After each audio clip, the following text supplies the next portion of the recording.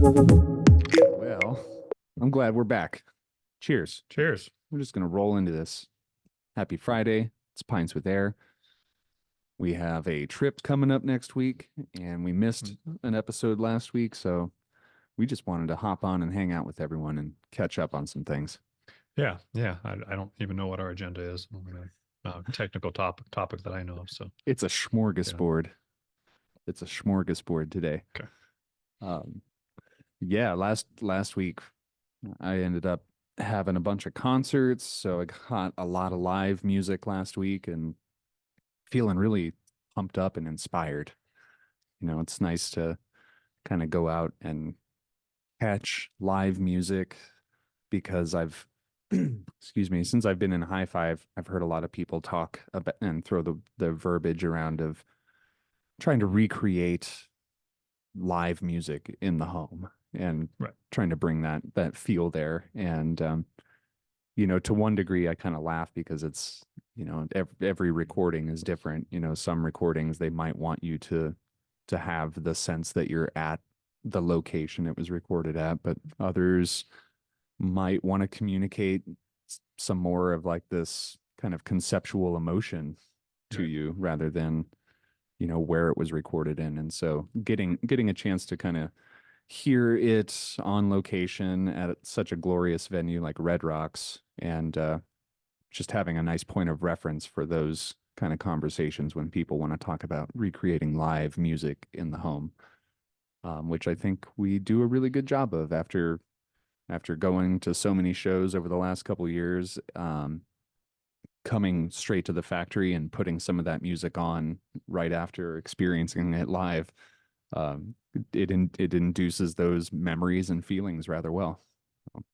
I guess I'm going off on a quick tangent. We haven't even talked about our beer. That's right. I'm gonna finish mine soon. So.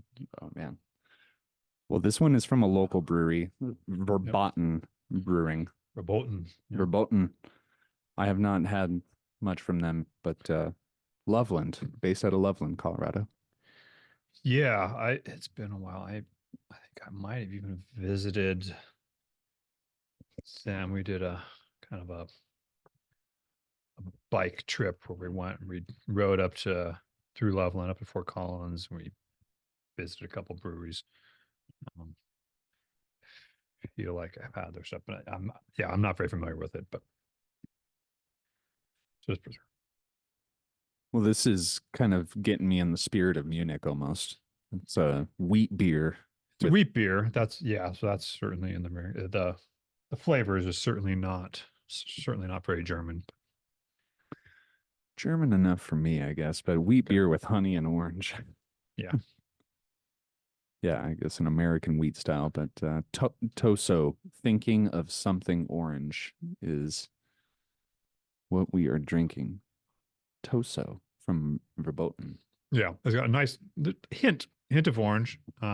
It's not sweet. I would say like honey and orange, but it's not. I don't really get any sweetness, which is good. I don't want that in my beer. But it has a nice kind of orange peel kind of bite to it. It's actually pretty nice. Yeah, it's light and crispy. I can dig it. But, you know, one final Colorado brew to kind of send us off before we head up to Germany will be nice. Yeah, I took a cool little panoramic shot of Red Rocks here, and I stood over at one corner and just kind of did a quick sweep there. But I feel so spoiled getting a chance to hear music at this venue. It sounds so good, no matter where you end up. And then being from SoCal, I've gone to a lot of concerts in Southern California and been to a lot of venues, but it's really hard to compare anything to this. And then, yeah, the shows that we went to were nice eclectic mix. So last Monday, it was like a bunch of hard rock, heavy metal, some Amon Amarth, some Viking metalers, and then some classic metal and death metal from Cannibal Corpse and Obituary. Those guys are kind of OGs and their staple there. But then Tuesday was High Lung, which is a magical experience. I didn't take any photo. I didn't take my phone out once. It's just kind of too spiritual of an experience to even think or look at a phone. So just kind of a Germanic kind of tribal band. And one of the things that I like to kind of point out is when they perform at Red Rocks, this is the second time that I've caught them at Red Rocks, is that they will, since they're doing kind of this ritual, if you will, that's kind of traditional to their people, in order for them to feel like welcomed and accepted to do it at Red Rocks. We have local Colorado native Arapaho tribe that would come out and kind of bless the ceremony to kind of set the tone of things and just kind of make it known that Heilong is welcome to perform their ritual Wow. on this land. And then the Arapaho tribe kind of makes their exit, and then the performance begins. And kind of at the very end, as it's kind of the climax and the closing of the final performance, it's just such a energy filled moment. At the last song, the Arapaho tribe comes out and joins the German pagan tribal group, and they all kind of dance together on the stage at the same time, and it's really quite a sight to see. Wow. That sounds really interesting.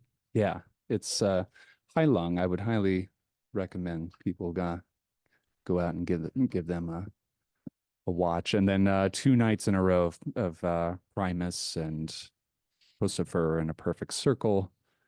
And that was an amazing performance too. It was Maynard James Keenan of Tool, Primus, or not Primus, a perfect circle and Pussifer. He was turning 60 this year. I think it was April 17th, 16th or 17th was his birthday.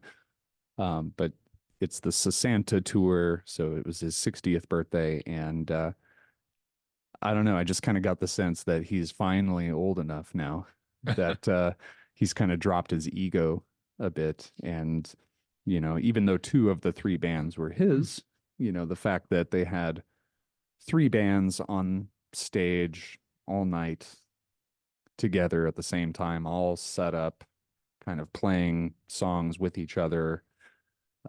It just was really cool to just kind of see these 3 prolific bands in their own right, not kind of stepping on anyone's toes on who gets the headlining act, and everyone just got to mingle and create some really unique music together. And there was some new music between the 3 bands created for the tour. So there's an EP 3-song demo that they put together. That's a mixture of all 3 bands, which is really cool. So very exciting, inspiring musical week before we get to head out to Munich. I wish I abducted you for one of those nights. Yeah. Yeah, I definitely regret not getting out more. And that sounded like a pretty awesome week. Yeah. Yeah, yeah, I don't know. Yeah, I know you're talking about trying to get me out to that Friday one, but I had other engagements Friday evening. You're like the busiest person I know. But there's no shortage of shows in Colorado. I mean, if you're not on the East Coast or you're not on the West Coast, this is the coolest place for bands to really stop through, it seems, mostly. But yeah, beautiful, beautiful venue. Like when you leave there, it's just the most beautiful scene, getting to kind of look all over Denver and see it all lit up, and you're looking down on everything from elevation up there. And so just the entire experience is well worth it. Gave me a lot of really cool ideas of how we can maybe treat some of our dealers and distributors if they come out for a fun event or a training with us. But, that'll happen soon enough. So next week, Munich, I'm very excited. So this is our group. We've got a cool banner going, but we have a really eclectic and world spread team here, brands from all over the world, and really awesome products throughout. It's going to be a quite a neat mix. We've worked with Gunny and at Sonor Audio on since this last year, and um, again, we've talked about this a couple times, but as a recap, we did not know who the heck Sonor was, and because of one of our dealers in Chicago, we got paired up at Axpona last year, and we were just kind of legitimately surprised and just taken back and impressed by his and their product. For the price point that it's in, it's something I think that we can confidently recommend to our Absolutely. customers and know that there's going to be some good synergy. I just in excitement for the show, I took our Legato Duo floor standers and brought them back up front to the I saw that. to the listening room, put them on the R series stuff, and we've just been cranking them most of the day. And there was a couple instances where some of the coworkers came in my office like, "Those are the Sonors? I thought those were the C Waves." With our crazy 11 and 8-inch carbon woofer C Wave full range speakers that get well down to 20 hertz. Yeah, we were tricking people. They thought that the Sonor floor standers that we have were our giant C Waves. But I like them a lot. They're a very attractive speaker. They sound great. Given me a lot of appreciation for a more simplistic crossover design. Yep. But these are kind of the backup speakers. So, we're gonna focus, I think, on the reference floor stander speakers, the Allegro Unums, which use better quality materials. They have about a half-inch thick aluminum front baffle, custom aluminum magnesium driver for the woofer. Forget who makes the or the tweeter and or what it's made of, but ring radiator tweeter and that highly elliptical cabinet, and showing off the new stands for them too is kind of part of the focus. So Allegro Unum speakers with the new matching stand. Um, and then as far as our stuff is concerned, I got this cool show from Dallas. This is from, again, Chris Fluke was the photographer who took this. Fluke Shoots. But pretty much this is this exact stack, rocking the CX8 as our DAC. Yep. X8, KX8, VX8. We'll have it all in black. Yeah, that's fun. We don't normally show the stuff off in black, and we're going to rock an all black air system here. Yeah, we usually exhibit with silver, occasionally black, but yeah, it's silver certainly more popular, I would say. Although I'm not certain whether or not that's just because people don't know black's available sometimes. Because the gear in black is, I like it a lot. I like the black a lot in most cases. I do too. I think it looks really hot in this series too. And then kind of sneaky and hidden on the bottom down there is our L5 AC line filter, which is kind of on the secret menu right now. If you need a line filter, reach out to us or your dealers, and we can make something happen. But maybe for limited time. We don't have a whole lot of supplies, but yeah, we're thinking about that. we're building what we can. It's a very useful product for us too, though. And I like to really put it to the test with this series, as the 8 series does not feature the air conditioner internally to Right. the 8 series. So it does make a really good kind of accessory for the 8 series in particular too.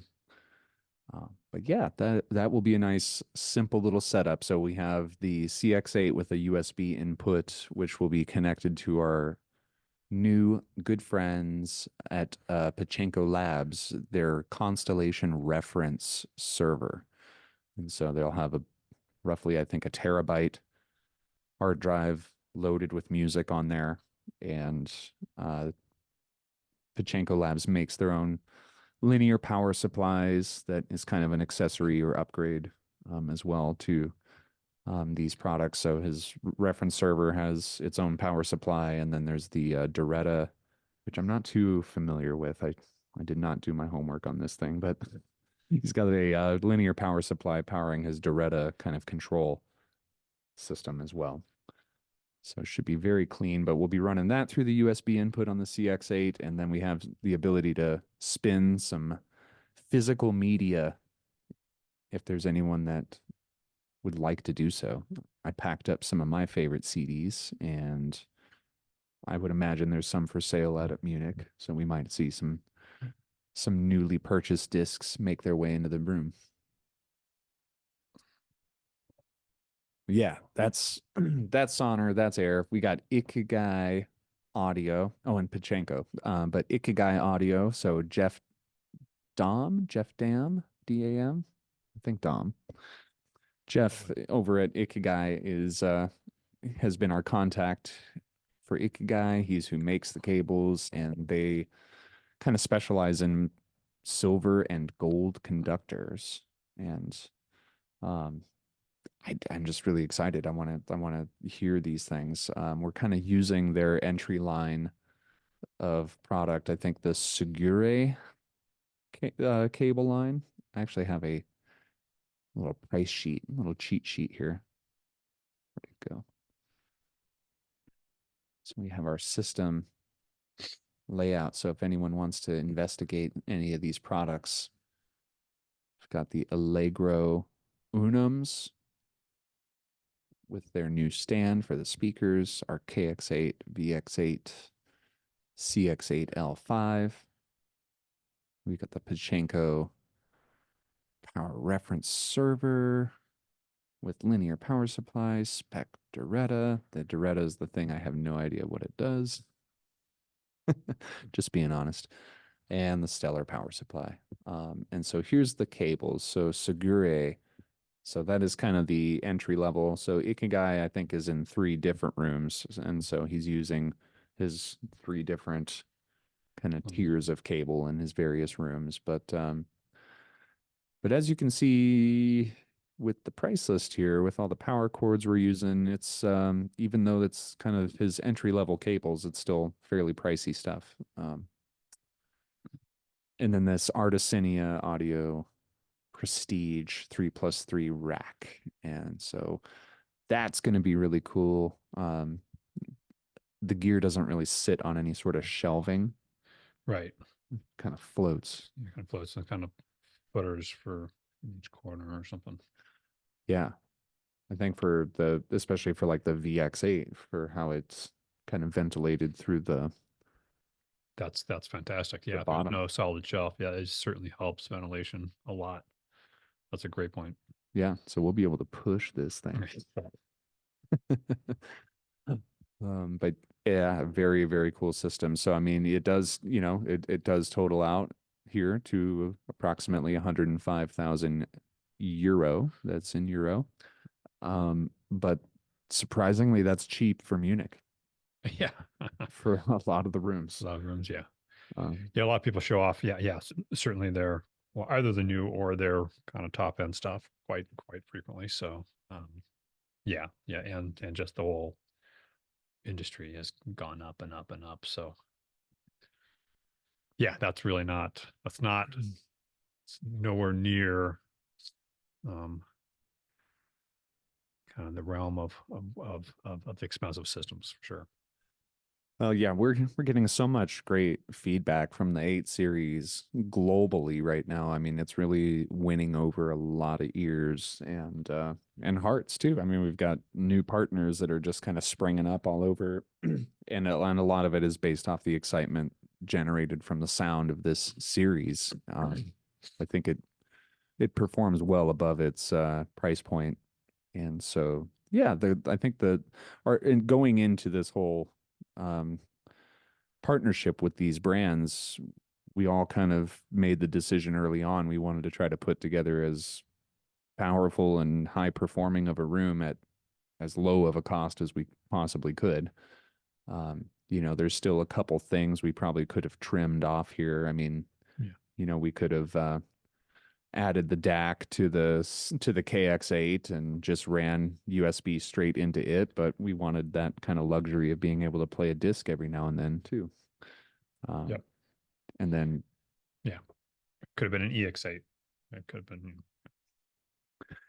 that's right. Yeah, we could have scaled it back even further. So, it's good to show off the capability of the separates now that we have the KX8 and the VX8 out though too, because with that variable gain stage in the KX8 and paired with speakers that are fairly sensitive and resolving, such as the Sonors, it's gonna sound awesome. And so these are also the most three recent products that we've Yep. put out. It's our Sure. It's our 31st anniversary this year. And so we have our KX8, which is the 31st product that we've released. Right. And the VX8 is number 30 and CX8's 29. So those are the most three recent releases for us. But I'm so excited. It's going to sound great. So yeah, that's our Munich team and some of my concert shenanigans from last week. But one thing that I think would be really cool if we can just kind of get back on track with. How do I get out of this? Stop share. Is and we could probably talk about this pretty quick, but would you want to talk about DX7 really fast? DX7. Yeah, just jump. I told you it was a smorgasbord Sure. because Sure. I just want to knock some of these out and kind of get back into the habit of talking about some of our classic products too, and then we can catch ourselves up and get into some more modern stuff, and then maybe eventually soon some new stuff. Yeah. But yeah, I mean, the last one we did was the P5, so that was product I think 11 technically. I don't remember. Because K5 would have been 10. Okay. And then P5 would be 11. So I think DX7 is the 12th product Okay. that we had put out. And so that was just a video transport or video and audio. I would call that more of it was more of a video transport because it did not have analog audio outputs and only had digital audio outputs. But then we had video options, so you could have, I think, kind of standard video or standard video or progressive scan or SDI digital video. But again, it was more of a video transport, I guess you would call it. Because we did not build in any analog audio to it. So it was based on the what we learned with the D1,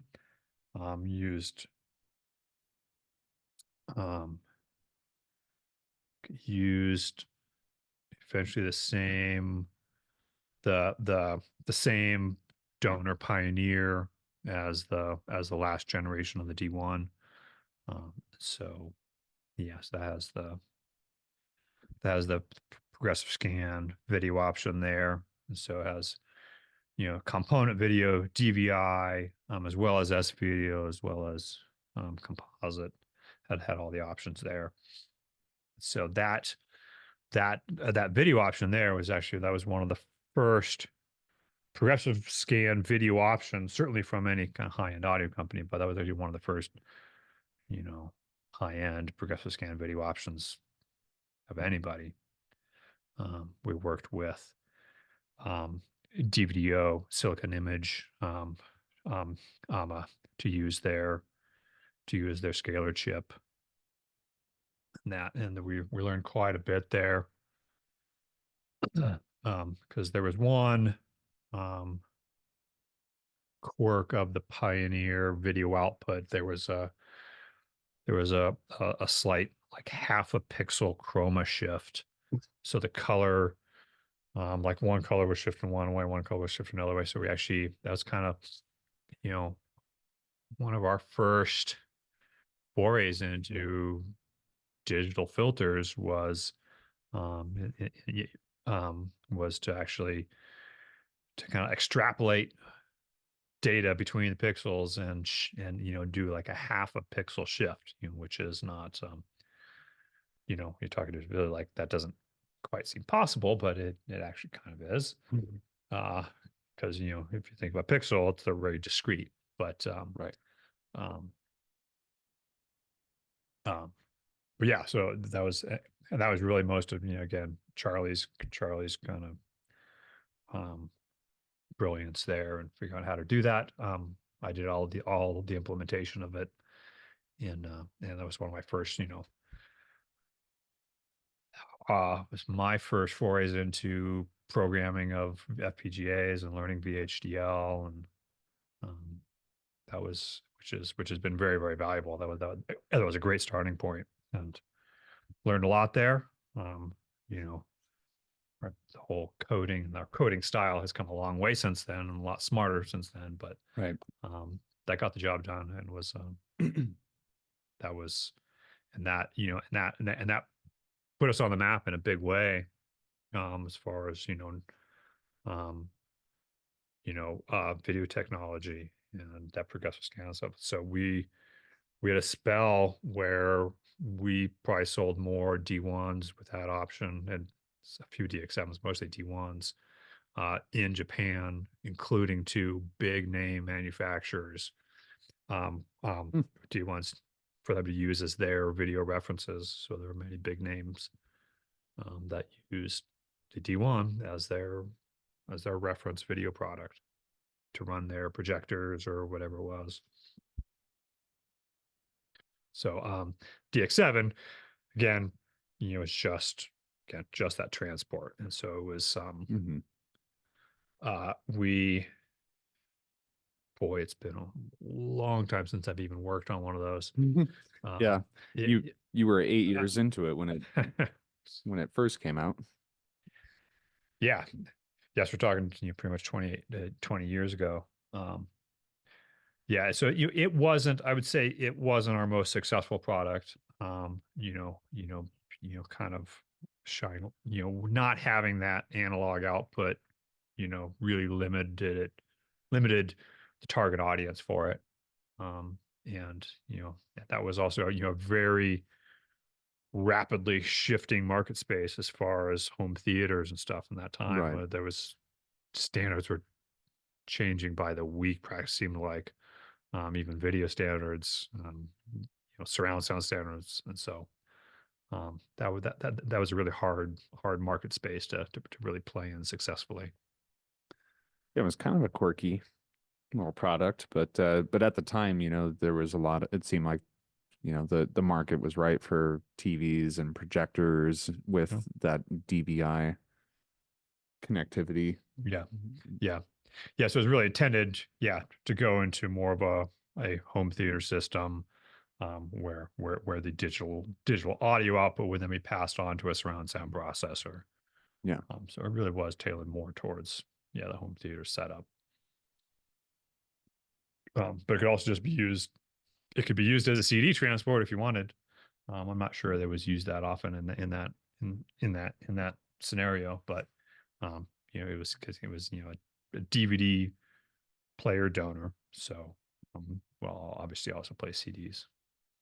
That was before SACD really, so we weren't getting into SACD worlds yet. Right. I would imagine not having an analog section is probably a benefit though too.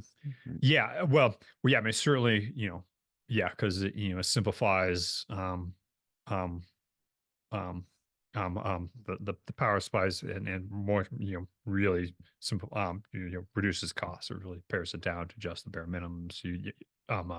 We didn't have to design around the option of adding in an analog, um, um, uh, the analog stage, and so it was really really focused design and it was really, don't call it bare minimum, but it just had what it needed, and so it was definitely a slightly more budget product, because we didn't have to include all the options to be able to handle the analog and the power supply. So, Mm-hmm. Yeah, it was just a one box, one box solution, whereas the D1 was the two box outboard power supply. So, yes, it was much more kind of entry level for us budget type of product. Looked like it retailed for 6,000 when it was new. It's still pretty Yeah, you might say entry level. That's back then too. Yeah, that's a little bit of a misnomer. Um, but yeah, I'm trying to remember those. So yeah, without the analog side of it, it was quite a bit simpler design. I don't remember any crazy stories or development stories to try to release it at trade shows. There wasn't a whole lot. I do remember the big thing I remember was um, we did have to scrap the first round of boards. Hmm. Um, it was Charlie put in because the MPEG board that was kind of installed underneath the transport had some basically board to board connectors, and so those so we had to basically source those same connectors so they could plug right into the right into our kind of motherboard, and he got the footprint for that connector wrong or the wrong place, and so we got the first batch of boards and made them and tried to plug them in and or try to stuff those parts on the board, and it was not even close enough to even cobble something together. So that's the only memorable thing I remember. There wasn't anything else super crazy. Um, we did try to um, we were trying to look ahead and try to have a um, try to do our own proprietary kind of synchronous audio output. So more or less like an I2S output, but with our own connector and stuff. And so we called it SynchroLink. Hmm. And we use this Hiroshi connector that because like we didn't want to use something that could be, misidentified as something else. Um, uh, so not a common connector used for some other purposes. We Right. want a really kind of unique connector that couldn't be accidentally used. So, um, um, uh, but it, but was essentially, basically a slave or master I2S. So that had a master clock input with the digital um, data output, so that it could. So if you had a analog DAC, it could send the master clock up to the DX7. It would slave to it. We never made anything that actually used that. When we did like the QX5, we could have used that, but again, like there was no point at that point that the DX7 was not. There was no real demand for that. So, but that was our plan originally, was to base stuff around that Ayre SynchroLink. That's what we called it. That's pretty cool. And so yeah. You can look at the back right there. It says SynchroLink digital audio out. I do see that. Right next to dip switches. Look back at that guy. So that I think that's backwards there. But yeah. Yeah. Anyway, it was a short-lived, unused feature. What was that connection called again? Or well, not SynchroLink, but what type of connector? Well, the brand was Hiroshi. I don't know if that actual connection had a particular name. It was know if it was kind of early-ish middle days of more like cell phones. So I think it was marketed towards that kind of mobile device kind of connection. But I don't know what what specific products ever actually use that physical connector, and I don't know what that was called, but That's still a cool concept. I like the idea of our own kind yeah, of connection point. yeah, It's kind of cool. yeah. Hmm. Synchrolink 2 coming soon. Yeah. Yeah. It's just kind of a quirky, intriguing product to me. And I figured since we're already so far into the year, it'd be good to just kind of throw this one in on this episode so we can kind of catch back up a little bit. Sure.